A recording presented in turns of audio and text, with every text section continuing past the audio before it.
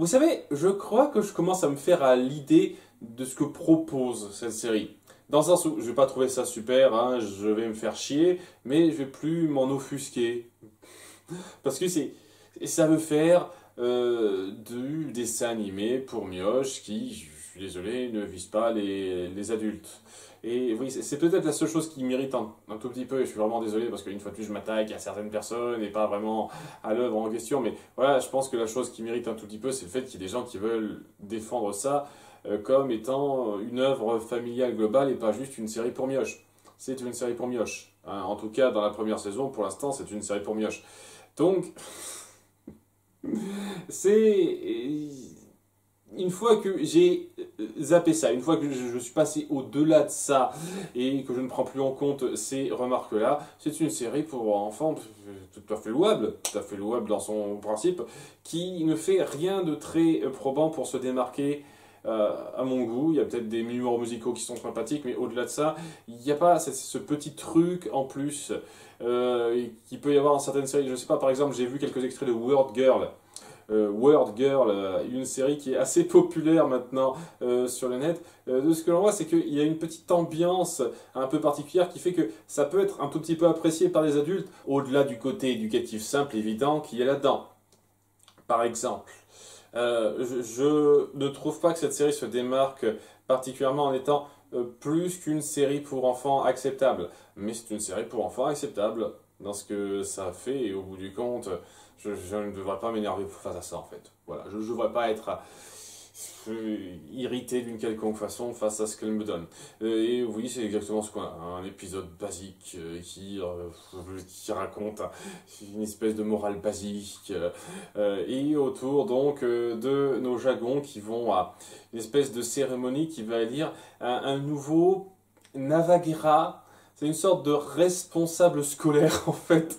On dit que c'est une grande responsabilité, une charge importante, où on doit en gros gérer trois jeunes jagons à s'entraîner pour devenir de nouveaux défenseurs. En gros, d'après ce que j'ai suivi. Il y a peut-être d'autres responsabilités qui n'ont pas été clairement définies, mais il me semble que c'est plus ou moins ça. Et donc, il y a donc notre trio qu'on connaît bien qui va, accompagné par Elena, parce que évidemment elle doit s'intéresser absolument à tout ce qui se passe dans son royaume. Et oui, en s'y rendant, on met bien en avant le fait que Skylar c'est un petit peu un bout en train.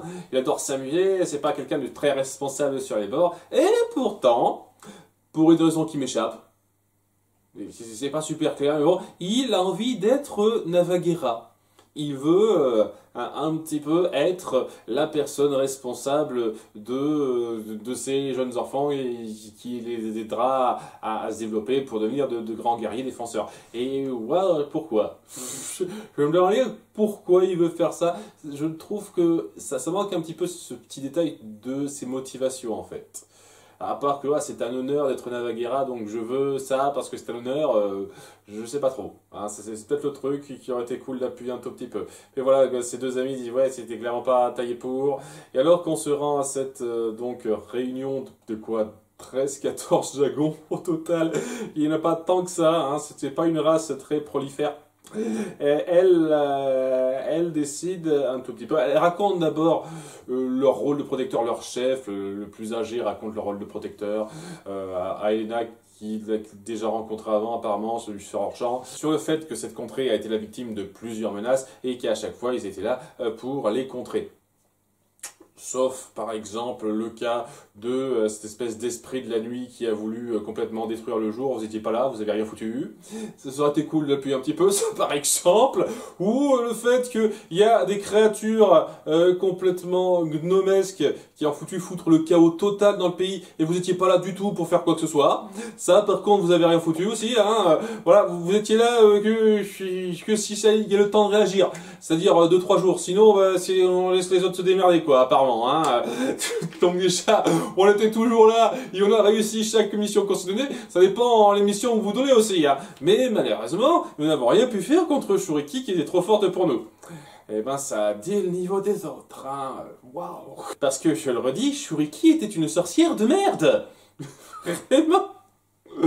Excusez-moi, je passerai jamais outre ça. C'était tellement... Bref, ça n'a rien à voir avec cet épisode, enfin... peut-être un tout petit peu. Oui, donc parmi les menaces qu'ils ont contrées, il y avait donc une espèce d'esprit coyote, enfin de coyote magique en gros, qui s'appelait Troyo. C'était un petit peu important parce que ça jouerait un rôle plus tard. Et donc, une fois avoir fait ce topo, pour dire que voilà, les gardiens, les Jagons sont un petit peu importants, même s'ils ne le montrent pas tout le temps, on passe à la décision de qui sera le prochain Navaga. Et la décision, c'est du tirage au sort. C'est-à-dire, chacun met une plume dans une espèce de... de boule de loto en bois, et... et on tire au hasard une de ces plumes pour décider qui sera le prochain. Tirage au sort. Et donc, c'est pas mieux que ça. C'est vraiment pas mieux que ça. Il y a aussi le fait que le Navaguera ne peut être décidé qu'une fois. C'est-à-dire que t'es Navaguera, pendant un an, tu t'occupes de jeunes recrues, entre guillemets, et après, ben, tu peux plus le faire. Tu peux plus le faire. Ok, donc si quelqu'un est doué, il peut pas refaire la même chose, on peut pas... Ça fait partie des trucs qui m'agacent un tout petit peu, je vous cache pas. Pareil pour la saga Clochette, il y a un moment donné, tu te dis pourquoi vous vous contentez pas de faire ce que vous aviez déjà fait, qui était déjà très bien, plutôt que de vouloir partir sur du nouveau, en expérimenter, etc. C'est cool la créativité, mais quand c'est un peu vital, quand c'est important pour la suite, pourquoi changer quelque chose qui marche bien ? Alors que ça pourrait ne pas marcher, en fait. C'est complètement con pour moi. Faut pas ne pas garder un professeur, un Navaguera, qui se chargerait bien de différentes recrues à chaque fois. Excusez-moi, c'est très personnel ça, mais je vous jure, c'est un truc qui fait que j'ai du mal à respecter une certaine tradition, si c'est censé être ça. Et puis, j'en ai rien à branler d'être médisant envers qui que ce soit ce coup-ci, puisque ce sont des traditions totalement fictives, inventées. Hein. Donc, si ça se fait en vrai, tant pis pour les personnes, mais je respecte difficilement ça. Donc, ouais, incroyable, vous y attendiez pas, c'est Skylar qui est choisi. Ah, mais bon, il y a quand même une petite clause qui fait que si personne ne veut que la personne désignée soit Navaguera, on refait le tirage au sort. Donc personne ne veut, hein, il est trop irresponsable, il fait que s'amuser, il n'y arrivera pas. Et il y a Elena qui décide de me fouessonner là où ça ne la regarde pas. Parce que je suis désolé, mais tu forces ton opinion dans une culture, dans un peuple auquel tu n'appartiens pas. Dans d'autres circonstances, ce serait considéré comme ultra raciste, ça, mais apparemment ça passe bien ici. J'imagine que ça dépend des circonstances. Quand c'est une humaine latina qui s'occupe d'animaux fantastiques, c'est pas un problème. Dans d'autres circonstances, non. Excusez-moi pour cette petite parenthèse, désolé, je ne vais pas lancer de gros débats chiant là-dessus. Donc, elle dit non, je veux quand même parler à sa défense en disant que oui, il a peut-être pas toujours été la personne la plus responsable au monde, mais il a souvent été contre Shuriki, je sais pas exactement à quel moment, il a juste servi de transport d'un endroit à un autre, il n'a pas été très utile à part le fait que ouais, il a permis à Elena et Sophia d'aller un peu plus vite à certains endroits, mais bon, et deux, trois autres circonstances où honnêtement n'importe qui à sa place aurait fait pareil. Hein. Le seul avantage qu'il avait c'était d'être la monture d'Elena, mais au bout du compte, enfin bon, il a aidé, c'est quelqu'un qui quand même qui peut être utile quand il veut, et donc ce petit discours suffit à ce que le chef dise ok, très bien, vous m'avez convaincu, je l'accepte. C'est toi le nouveau Navaguera, fais gaffe. Il y a ces deux compères qui disent ouais, fais un petit peu attention. Il dit même à Elena, envers laquelle il est reconnaissant, qu'il la remercie pour l'avoir défendue, etc. et qu'il fera en sorte de la rendre fière. Vous voyez la chute, hein, moi j'avoue à venir des kilomètres, parce que voilà, donc il se rend donc cette espèce de portail, parce que apparemment les Jagons vivent dans une sorte de monde parallèle, ils vont d'un monde à l'autre, je sais pas exactement comment ça se passe, c'est comme pour les espèces de créatures de merde qu'on a vu donc dans le pire épisode de la série pour l'instant, voilà, donc ils rentrent par un portail, les petits Jagons dont ils s'occupent, et donc il y a les deux petits clichés de base, c'est-à-dire la fille studieuse, et le petit timide qui sait pas trop, j'ose pas, et le fêtard qui aime bien s'amuser, et qui se trouve être le petit frère de Skylar. Mais quelles étaient les chances? Sérieusement. Et le problème avec ça, c'est que, de base, même s'il est du genre fêtard, etc., quand il n'est pas trop mal poussé, il peut être suffisamment responsable, Skylar. Seulement, voilà, c'est son petit frère. Son petit frère avec qui il adore faire des blagues, s'amuser constamment et pas être trop sérieux. Et donc, son frère va vraiment l'influencer pour qu'il fasse des tours et qu'il s'amuse. Notamment lorsqu'il passe juste à côté du village des Noblins. C'est cool de retenir quand même certains trucs que vous avez mis en place. Déjà Shuriki évidemment, heureusement, mais aussi les Noblins, on joue un peu sur leur existence. Après, c'est pour un truc ultra gamin, une fois de plus, hein, c'est ultra gamin. Voilà, ils voient le village, ils voient qu'ils s'amusent un petit peu, et donc on va s'amuser avec eux, on va faire des jeux, on joue au frisbee, on joue à trouver des fruits, etc. Et le petit frère il insiste, et on va s'amuser, et Skyler, qui veut pas passer pour le trop sérieux qui l'embête, dit ouais on va s'amuser aussi. C'est un peu le truc, ça aurait été n'importe quel autre élève, ça aurait pas été son petit frère, il n'y aurait pas eu de problème. Faut juste que ce soit son frère comme par hasard. C'est... Et donc il va mal influencer son grand frère qui ne sait pas bien appuyer, bien poser son autorité pour qu'ils aillent directement au lieu où ils seront formés, et donc ils s'amusent, ils voient pas le temps passer. Il y a Elena et les deux autres qui commencent à s'inquiéter, donc ils se disent on va retracer le chemin, et il y a les deux autres petits jagons qui sont plus studieux, eux qui se disent c'est bien de s'amuser rapidement comme ça, mais j'ai quand même envie d'être formé, etc. Je veux pas être mal vu par les jagons responsables, tout ça, donc qu'est-ce qu'on va faire?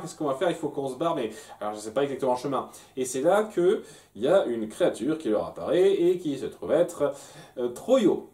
Troyo, le coyote malicieux dont on a parlé rapidement, comme par hasard. Ah ouais, alors, comme par hasard, ça s'enchaîne pas mal dans cet épisode, voilà, et qui va les piéger, évidemment, à dire ah je connais un chemin, en étant super louche. Non mais sa démarche, sa façon de sourire comme ça, c'est ultra méga louche. Plutôt que de voir ça, ce sont des gamins, donc on va leur pardonner un petit peu ça. Plutôt que d'avoir le moindre doute, ils vont le croire sur parole quand il dira ah je sais, je connais le chemin, je connais un raccourci chez moi, et il les bouffe pas. Alors là, ça aurait été quelque chose, hein, s'il les avait bouffés. Non, une fois de plus, on est vraiment dans le truc très gamin. Il n'y a pas de danger réel. En fait, même quand il les capture, déjà il a mis un piège. Voilà, c'est juste une espèce de trou qui s'ouvre et qui se referme, bref. Et heureusement qu'ils sont pas prompts à réagir, à voler très vite, parce que sinon ça pourrait pas trop marcher, mais bon. Bref, il a posé un piège, il les a capturés, et il raconte rapidement que ce qu'il veut, c'est les utiliser comme monnaie d'échange pour avoir le contrôle de je sais pas trop quoi. C'est pas clair, quoi. J'ai été chassé d'Analor, je veux retrouver ma juste place de je sais pas quoi. Si tu crois que tu vas avoir la couronne, que tu vas tout diriger, je sais pas exactement ce qu'il veut en fait. Voilà, il veut le pouvoir de façon très basique, c'est pas très développé ou quoi que ce soit. Donc, ouais, à ce moment-là, il y a Elena et les deux autres jagons qui arrivent au village de Noblin et qui voient que Skylar s'est amusé pendant tout ce temps et donc ils sont assez mécontents, surtout lorsqu'ils découvrent que les deux enfants ont disparu. Ah oui, là ça commence à devenir un petit peu problématique, donc là ils sont un petit peu fâchés, notamment Elena. On fait un micro-drame, et là aussi, une série qui n'est pas pour gamins et qui essaie un tout petit peu d'appuyer de l'ambition, aurait essayé d'appuyer, de donner un peu de profondeur à ce drame-là. Mais là, c'est vraiment le discours de reproche basique, ah, je te faisais confiance, tu m'avais promis, blablabla, je me sens mal, désolé princesse. Et elle le laisse, parce qu'il dit, ouais, t'as assez de phénomènes comme ça, on va se charger de les retrouver. Sans toi, il se sent mal, et puis très vite, il va reprendre du poil de la bête, si j'ose dire, et il va sauver la situation. Il n'y a pas de moment fort dans le drame, vraiment pas dans la mise en scène, quoi. Parce que bon, en suivant les traces de pas des jagons qui, au passage, ça fait vraiment le truc qui me gêne pas mal lorsqu'on essaye d'appuyer ce genre de détails, mais ça se sent que vous aviez une animation qui n'avait pas tous les moyens. Voilà, il y a des petites traces de jagons qui suivent. Par contre, lorsqu'ils marchent, ils ne laissent pas de traces. Alors, je suis prêt à pardonner un tout petit peu plus ce genre d'incohérence visuelle dans une série qui a clairement pas un budget énorme que dans, je sais pas, un film animé Disney censé être classique, Winnie l'ourson, mais Je peux pas m'empêcher de trouver ça grossier. Vous jouez sur ce principe d'empreinte, essayez d'être cohérent. Est-ce que c'est si compliqué sur le principe de rajouter des petites empreintes lorsqu'il marche? C'est si difficile que ça à dessiner, à animer? Je vois pas en quoi, je vous jure, je vois pas en quoi. Je pense pas que ce soit la partie la plus difficile de votre travail, les gars. Ah, enfin bref, c'est le petit détail à la con qui veut pas dire grand chose. Donc, ils se rendent là où il y a le piège et ils se font avoir eux aussi par Troyo. Parce qu'une fois de plus, ils sont pas très vifs d'esprit et se font avoir rapidement comme ça. C'est donc à Skylar et son frangin de sauver la situation, et en essayant d'être un petit peu plus responsable, au bout du compte, ce qu'ils font, c'est être des farceurs et utiliser ça à bon escient. Donc ils piègent Troyon en faisant croire qu'il tombe dans son piège. En gros, il a changé le dispositif de son piège pour que ce soit une cage en bois qui tombe dessus. Ça suffit pas à le refermer, il s'en sort très vite. Mais il y a les noblins qui viennent à la rescousse, qui se transforment en chiots, ce qui ne sert absolument à que dalle. C'est aussi le truc, c'est resté comme dans l'épisode 1, quoi. Voilà, quoi, c'est ça votre seule transformation en chiot, vous avez rien d'autre. Il n'y a rien d'autre que transformation en chiot, ça ne sert absolument à rien, hein. C'est bon, hein, on s'en fout royalement. Hein. Mais bon, ok, il se transforme en chiot pour le délire. Il le capture rapidement, il l'enroule dans une corde qui transforme en or parce qu'ils ont ce pouvoir-là. Et la situation est sauvée. On est reconnaissant vers Skylar d'avoir réparé sa bourde. Plutôt que d'être mi-figue, mi-raisin, tout de suite on est en mode ah bravo, bien joué, fier de toi, tout ça. Alors que, bah non, quoi, s'il n'y avait pas eu cette bourde de départ, il n'y aurait pas eu ce problème. Mais bon, on va dire que grâce à lui, ils ont réussi à recapturer Troyo pour en faire je sais pas quoi. Je sais pas ce qu'ils vont en faire en fait, le Noblin. Ils vont l'enfermer, ils vont le virer ailleurs, il va faire chier un autre coin, je sais pas. De toute façon, vu le niveau du gars, hein, c'est pas très dangereux. Hein. Son truc, c'est qu'il se déplace vite s'il veut. Il joue pas des masses dessus, au bout du compte, donc... Hein, c'est pas une grande menace, je vous cache pas. Et donc voilà, il est content, il a eu sa petite responsabilité, et donc ça va aller mieux par la suite. Alors, on va espérer que cette partie-là, on jouera dessus de temps en temps lors de futurs épisodes. Comme quoi, il est en charge de ces 3 jeunes jagons. Je sais pas si ce sera bien ou pas, mais au moins ce sera un effort de continuité, quoi. Ouais, il y a des grossièretés, c'est évident. C'est pas ultra réfléchi, mais... Ouais, c'est un épisode pour gamin qui passe à peu près, quoi. Hmm. Ouais, ça va être comme ça le reste de la saison 1, ça va pas être sensationnel, mais je vais éviter de m'énerver maintenant, parce que ça vaut pas le coup de s'énerver pour ça, quoi. Ça fait ce que ça fait acceptablement. À bientôt pour l'épisode 14, bye!